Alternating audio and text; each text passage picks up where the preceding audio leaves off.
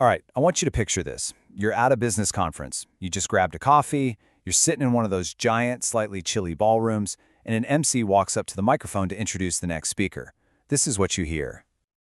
Okay, so that sounds pretty standard, right? Just a polite formality to get the next person on stage. But what if I told you that introduction wasn't just a simple welcome, but actually a really carefully crafted piece of strategy, that every single word in there was chosen for a very specific reason? Let's pull it apart. We are going to deconstruct that 60-second intro piece by piece to really uncover the hidden architecture inside it. Because what sounds like a simple formality is actually doing three very different and very important jobs all at once. So, the very first job, the most important one, is to answer the question that's on everybody's mind, whether you realize it or not. Why on earth should I listen to this person? It is all about building credibility and doing it fast. It starts right out of the gate. We get a name, Amir L, and a title, CEO. Boom. Right away, that sets a baseline of authority. This isn't just some guy, he's the person in charge. That simple title carries a lot of weight. Next, that authority gets connected to a specific company, Webintelligency.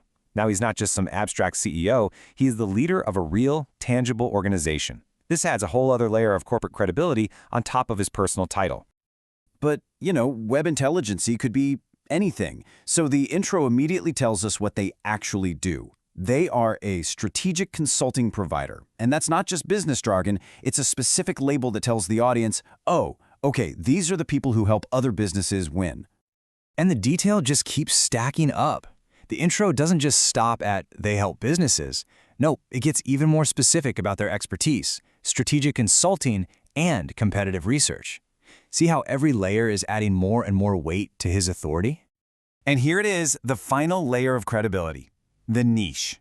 By pointing out their specialty in the Middle East region, the intro carves out this specific zone of deep, undeniable expertise.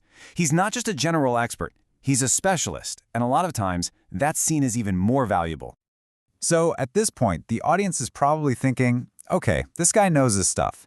But that's only half the battle. Now the introduction has to answer the next big question, is the topic itself worth my time?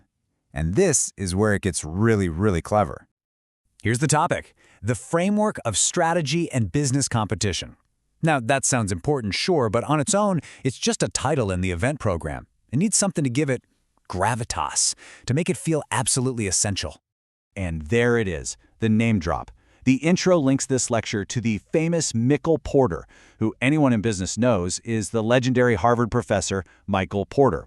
This is such a classic and powerful technique. It's called borrowing credibility. See, the intro doesn't just mention Porter's name. It calls him the guru of modern business strategy. That word, guru, is so key. It implies total mastery, foundational wisdom. So by connecting his talk to Porter, Amir L isn't just sharing his own ideas, he's effectively standing on the shoulders of a giant. Okay, so the speaker's credible, the topic feels important, the introduction has perfectly set the stage for the audience to listen. But a great intro does one more thing, it tells the audience what to do next. Did you catch them? There were 3 direct commands, kind of hidden in plain sight. It starts with the one you expect. Please welcome Amir L. But then it just seamlessly pivots into business. Sign in for other lectures, and sign in for consulting opportunities.